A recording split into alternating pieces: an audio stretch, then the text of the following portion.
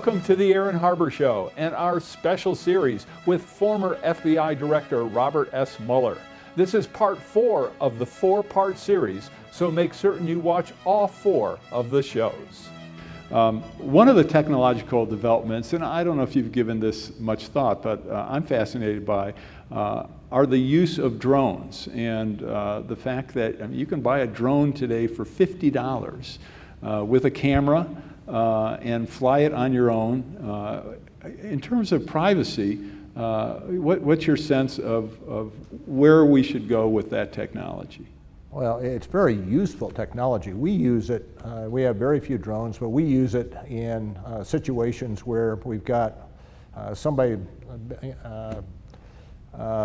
is harboring a fugitive, or had been involved in violent crimes and is holed up someplace, and rather than have agents physically do the surveillances, the drones are much more effective. The military certainly finds that as well. I mean, as a Marine, if I had a platoon, what have you, I'd want to look over the next hill to see what's there with a drone, as opposed to sending one of my corporals or privates or what have you over on either a listening post or an outpost to look at it. Yes, you can get from planes, C-130s and what have you, flying above, you can get some eye of it, but it is much more cumbersome, much more difficult. And so in the military, there is a use. In law enforcement, there is a use. But there's a great potential for abuse as well. And we as a society have not even started to scratch the surface as to how you limit or how you can keep an individual's privacy when you have drones outside your 16th floor apartment building looking in on you. There's got to be legislation. It's got to be addressed. I'd like a big fly swatter myself, but well, we know what to get you for Christmas. Yeah. Well, thank you. Let's talk about public service. I mean, we've obviously heard about your career a fair bit, but what's the state, in your opinion, of public service today, and how people view it in terms of importance or not? I think a number of schools generally around the country, I think, really push some form of public service. I am a believer myself in a mandatory 2 years because I think everybody could utilize I don't care what you do in terms of public service, whether you're in a hospital or the Marine Corps or what have you, but I am a great believer in bringing us together if you have to do the 2 years of military service. Or not military service, some form of public service. And I think, like all things, if I'm mentoring somebody and I'm teaching at a university or college or something, want to know, well, what course do I take to have a career like you? Or should I take this course this summer? Or what job should I take here? Ultimately, 90% of you will be doing something you never anticipated. I mean, I never thought I'd be head of the FBI. I missed the cutoff stage. I thought I wanted to join it, but I got too old, so I couldn't join it, and I got in from the back end. But you don't know what you're going to do down the road, and to have 2 years of public service gives you a taste of what it's like to serve others, and it's tremendously beneficial. So I encourage everyone to do it. Do you think our society doesn't encourage it enough, in the sense that there's certainly a tremendous emphasis on having financial success? And public service often is not correlated with financial success. I think you're right on that. So what can we do to encourage people? Pass a statute that requires 2 years public service. It isn't going to happen politically. It's not going to happen, but that's where I'd go. Do you think that the conflicts young people see with government entities, certainly a lot of the publicity in the last several years, reduces their interest in public service? Perhaps. If they think the government is not working for you and would not want to be a part of it. But the fact of the matter is, everyone sitting in this room knows persons who are in public service whom you hold up as individuals to be appreciated because of the job they do. And the unique thing about public service is you get up every morning, regardless of the financial consequences, and you get to do what's right. And that's a freedom. It's a freedom that is hard to come by. But public service gives you that freedom to make those decisions without looking necessarily always at the bottom line. For information on how to help promote civil and mutually respectful discourse and support expansion of the distribution of our programs, please email info@harbertv.com. I'm Aaron Harber, host of The Aaron Harber Show. Find us on Facebook to get all the latest updates, see behind-the-scene photos, and make comments and ask me questions. You can see episodes before their TV broadcast, so like the show today. The Rex Howell Broadcaster of the Year Award recognizes an individual who, through leadership, skill, and dedication, is advancing the broadcast industry in our state and our nation. Tonight, we honor Aaron Harber. Aaron has worked extensively in the media as a host, producer, political and economic commentator, and columnist. Today, the Aaron Harber Show is the focus of his media involvement. Aaron, it is a privilege to present you with the Rex Howell Broadcaster of the Year Award. Congratulations.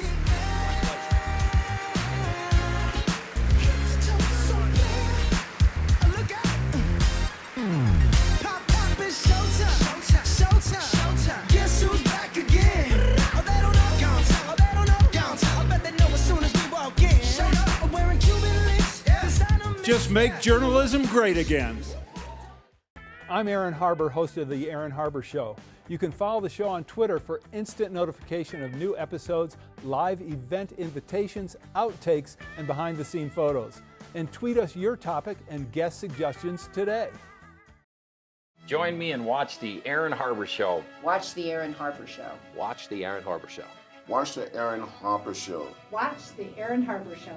I'm Reverend Jesse Jackson. Watch The Aaron Harber Show and Keep Hope Alive. The Aaron Harber Show may be viewed 24/7 at no charge from any location in the world at harbertv.com. In your public service career, and just in your career, do you think that Americans' perspective on our freedoms and the extraordinary freedoms we have those perspectives changed? Do you think we take our freedoms far too much for granted than we should?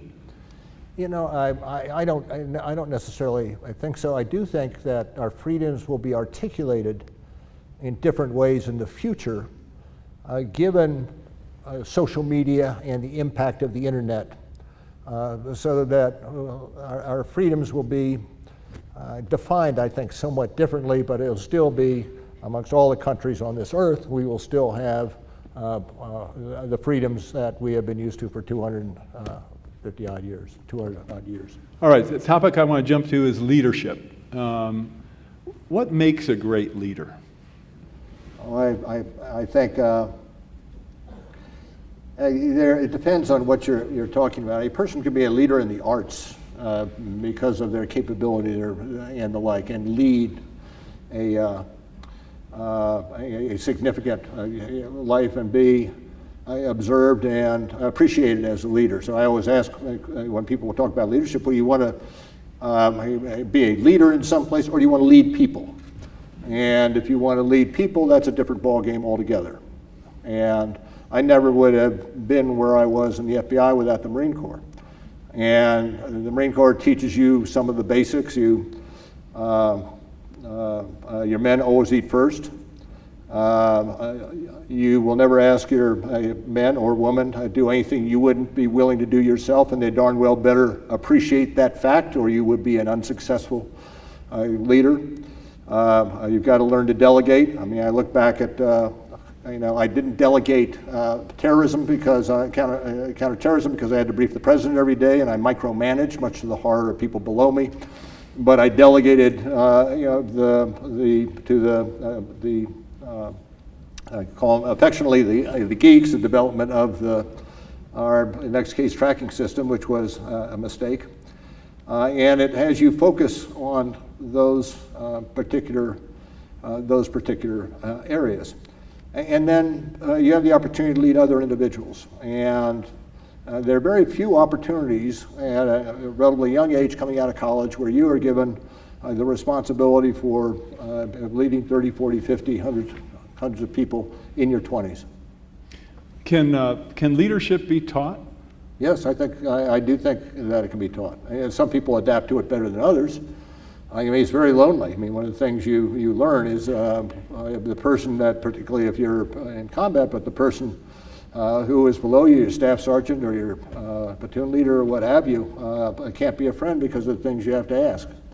And there's certain aspects of it that are taught, inculcated in the academies in the Marine Corps at Quantico, and to a certain extent in different ways at large corporations who have leadership courses. I do think you can lead. Leadership can be taught. What are, just from your own perspective, what are some examples of people who you think were great leaders? And you can go back as far as history as you want. And tell me why. Well, this isn't, I just pick a couple. Lincoln, for one. If we think we're going through troubles here in the United States now, the level of dialogue and discourse is run amok. Well, you look at what he had to deal with back and the issues that were on the table that he had to address during that period of time, and his ability to do it. We wouldn't be the country we are today without him. In another way, Eisenhower, in the sense that the huge leadership challenges that he had to undertake D-Day and put everything, all the building blocks in place so that we could be successful. Another substantial turning point in the history of the United States. Those are two that I'd sort of pick off the top of my head. Tell me, when you look back on your career, and not that it's over, what are you proudest of? I think I'm proud. I was asked this question a couple of weeks ago and gave it some thought. And I think I'm proudest of the fact that the Marine Corps had enough confidence in me to entrust the lives of the persons that served under me, particularly in combat. To have the Marine Corps decide that you measure up to their standards was, in my mind, a hugely significant achievement and confidence builder. All right, last question. We have a lot of young people here today, at least younger than you and I are. A lot younger. Well, a few years. What advice would you give them? Well, I'd keep your options open, but and don't settle on something unless you really want to become a doctor or lawyer or what have you.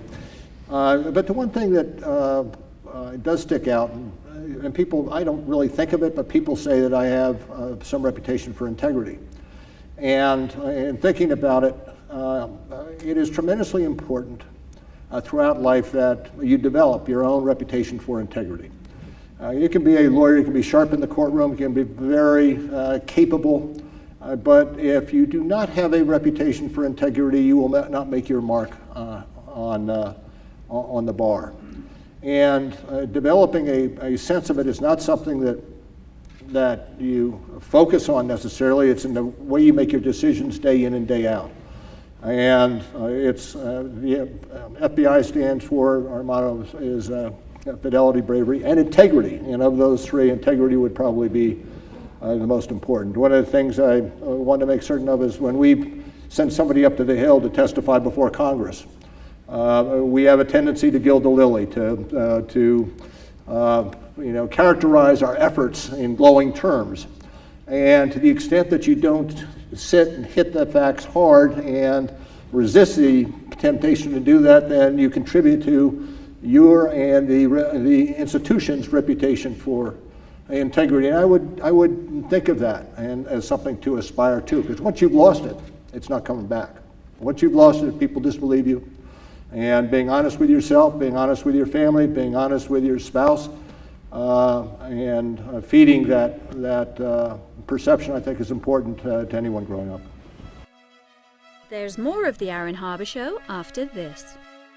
Parents, religious leaders, other members of the community, employers, seeing signs of increased possible radicalization, should take it seriously, gather more information, and then either go to the religious leaders with the problem to try to resolve it early on, or go to the authorities.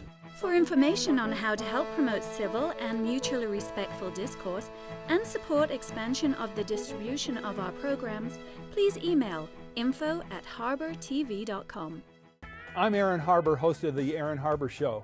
You can follow the show on Twitter for instant notification of new episodes, live event invitations, outtakes, and behind-the-scene photos. And tweet us your topic and guest suggestions today. Hi, I'm Aaron Harber, host of The Aaron Harber Show. Because I've never done endorsements or commercials, people ask how are our programs funded, especially because we provide them as a public service to all our broadcast outlets. It's expensive to produce our show, whether we do them here in Denver or go to places such as Aspen, Washington, D.C., or even Iraq. The answer is we depend on contributions to support our work to bring you some of the nation's top opinion leaders. Individuals, businesses, foundations, and other nonprofits make tax-deductible contributions to the Democracy and Media Education Foundation to help allow us to continue to work for you. To find out more or to make a donation, just go to dmefd.org. The DMEF is a tax-exempt public charitable organization and has promised to dedicate 100% of every contribution to support our public affairs initiatives. If you believe as I do in the need for a forum which promotes civil discourse and mutually respectful discussion, I hope you'll decide to make a contribution today. I'm Aaron Harber, host of The Aaron Harber Show. Find us on Facebook to get all the latest updates, see behind-the-scene photos, and make comments and ask me questions. You can see episodes before their TV broadcast, so like the show today. I'm Aaron Harber, host of The Aaron Harber Show. I very much would like to hear from you about the program, so please send me an email with your thoughts. You can suggest what topics I should cover, what guests I should invite to be on the show, or even what specific questions you would like me to ask. This is your program, so send your suggestions to aaron@harbortv.com. I promise to personally read every one, so email me today. And most of all, thanks for watching. The Aaron Harber Show may be viewed 24/7 at no charge from any location in the world at harbortv.com. This segment features questions from the audience for former FBI Director Robert Mueller. The audience of over 500 attendees not only included FBI agents, Homeland Security officials, as well as other law enforcement officials, but also had over 200 high school students from a number of different school districts. Mr. Director, my name is Chris. I'm a cybersecurity professional here in Denver, Colorado. And I'd like to know your thoughts and opinions. If you were the big cheese right now, would you be pushing for backdoors into encrypted communications, and why? Thank you. Well, the reason why I think is fairly obvious. We do a number of cases, violent crime cases, kidnappings, murders, and the like, and often the best evidence of that will be on a cell phone or can be picked up on conversations with appropriate court authorizations. There's an ongoing debate as to how you provide that continuous capability, but at the same time, encryption growing by leaps and bounds, which makes it difficult. I think we are going to have to sort out in the next several years exactly how we give law enforcement the tools they've had traditionally to be able to stop crime or terrorism, what have you, but understanding the change in dynamics with the advent of encryption. All right, thank you very much. My name's Torrin Rogers. I'm a recent transplant from Montana, now living in Boulder. My question is regarding the cyberbullying and harassment. I think there's a growing awareness of how prevalent and just the scope of what occurs, especially in the wake of events like Gamergate and the harassment of women online. When these individuals go to the authorities and say, look, my information has been compromised, posted publicly, my friends and family and I have received death threats, I'm not living in my home, the response they get is lukewarm at best. To your knowledge, what are federal and state agencies doing to correct this trend and sort of reinstill a sense of confidence in law enforcement's responsiveness to this? Well, the fact of the matter is there's the federal authorities, we got the FBI, we've got right now probably 13,000 agents around the country, around the world, and we got 400. We have 56 field offices, 400 resident agencies, and we cannot pick up every crime that we have jurisdiction over, state and localized jurisdiction over. And so complaints such as you have to be addressed generally at the state and local level, But I think it's very difficult, particularly in the cyber arena where the person responsible for it can be outside that state or indeed outside the country. Mm-hmm. So it's a very difficult issue with inadequate resources that we have to address it. I'm not certain it's going to get much better in the immediate future. All right, thank you very much. We only have a few minutes left, so I'm going to ask if we can get, we just have a few folks in line, ask a quick question. Go ahead, please. Hello. Thank you, Director, for being here. My name is Katie Dunn. I work for the Twitter office in Boulder. There are many patriots in tech, more than you probably believe. However, the prospect of leaving the private sector to be forced to work with technology that in many cases is more than 30 years old is deeply unappealing. What is the FBI doing to attract top tech talent? We, as I said, I think the last I saw was 3 or 4 years ago, we had 40,000 applications a year. And amongst those persons are persons that have those skills and capabilities in the cyber arena that we actually have built up over a number of years now. Prior to September 11th, you had to be in one of 4 categories to join the FBI: a former law enforcement, former military, a lawyer, or an accountant. Those were the 4. In the wake of September 11th, we realized our mission is much broader than that.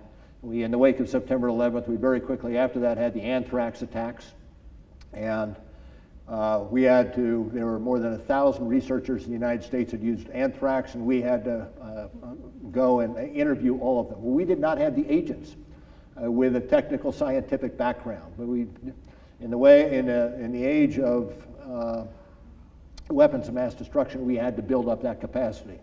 We've got more than 1,000 qualified investigative cyber agents now, a number of computer scientists. And the one thing to remember about cyber is that you always have a warm body behind the keyboard. And everybody talks about cyber investigations on the internet and the like, but the fact of the matter is, if you're doing a cyber investigation, you better know what the 3PLA, Chinese Army's arm is in order to put the information you get on the attack with the persons behind the keyboards, and know what's happening in East Europe with the criminals. And consequently, part of it is the technical skills, but the other part of it is developing the capacity to do the traditional investigative structure that enables you to put that body behind the keyboard. Thank you. Thank you very much. In your opinion, how intense is the threat posed by young people who are becoming influenced by cyber terrorism to join ISIS? And if you think that this is a result of a gap between local law enforcement and the youth, or something else? Well, I think it's something else. It is the capabilities, enhanced capabilities of ISIS, or ISIL as you will call it, to focus on individuals who are weak and susceptible, and chart a plan and a strategy to draw those persons into that orbit. And they have been very successful, and I would say more so in Europe than the United States, but we have had, as Jim Comey, the current director, would say, we've got substantial numbers ourselves that have come up on our radar screen. And to a certain extent, it's like, it's persons joining something that gives them that they otherwise lack in their daily life. It's to a certain extent, although somewhat different, it's different necessarily than joining a gang, but the pressures may be the same and the susceptibility may be the same when you are joining something that other people perceive as being giving you a person, giving you a character that you and capability and mission that you otherwise wouldn't have had. So for us, it is very, very serious and difficult to identify and then to address. What can parents do in terms of prophylactic measures to address that? I mean, obviously the numbers you're talking about, we've had our own instances right here in Colorado, where in fact it was the FBI who was able to intervene and stop people from going ultimately to Syria or whatever to join ISIL or ISIS or Daesh. What can parents do? And isn't one of the big challenges that really the numbers are actually very small? You're talking about a tiny, tiny infinitesimal percentage of Americans affected in the way that you discussed. But I mean, parents, religious leaders, other members of the community, employers, seeing signs of increased possible radicalization, should take it seriously, gather more information, and then either go to the religious leaders with the problem to try to resolve it early on, or go to the authorities. Okay, thank you very much. Next question, please. And you can all move up closer. You don't have to hide back there. Okay. Next question. Thank you very much. Please. Hi, so my name is Brandon Livingston. I'm from Pueblo Centennial High School. And I just wanted to thank you for coming and talking to all of us. But I'm curious, do you think that social media allows for too much anonymity? Anonymity? Yes. No. No? I do. I mean, I know friends and everything who have Twitter accounts that they don't have to have their real name. I mean, do you think that could be taken advantage of? I don't see how you stop it, frankly. Yeah. I don't, I mean, would you prefer otherwise? Absolutely. It would make our job, if you're talking about law enforcement, a heck of a lot easier. But unless you have a very advanced, well-developed app that requires sufficient pieces of information to enable you to, sufficient pieces of information to assure that you cannot use it anonymously, I think you're lost.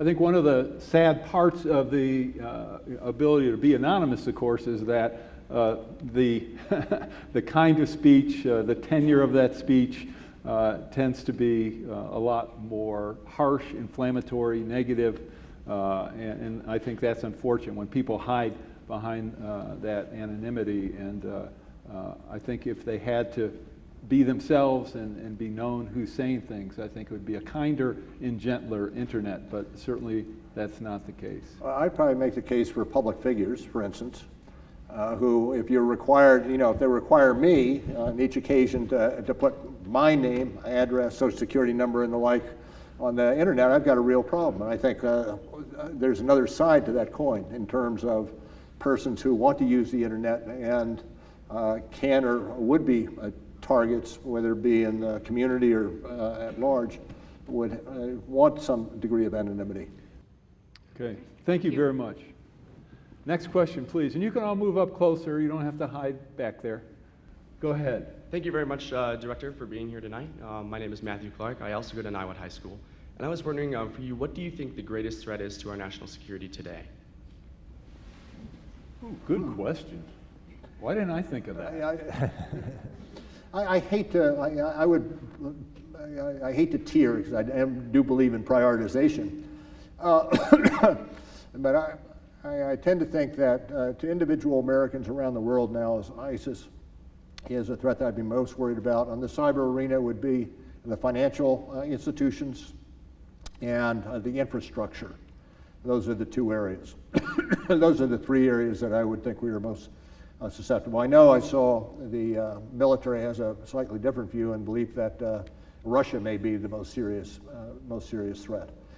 But where I spend most of my time in national security domestically, I don't have enough knowledge to know where you put the Russia compared to these other threats I mentioned.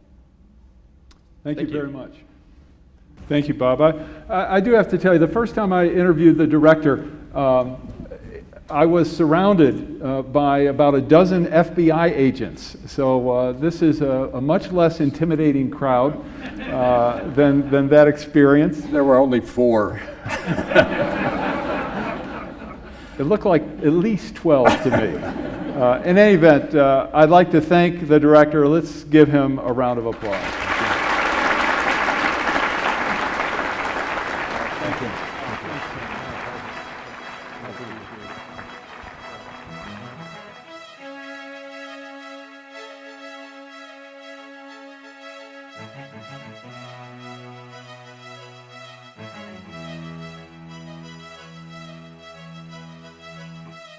Please contact us. We want to hear from you. And thanks for watching.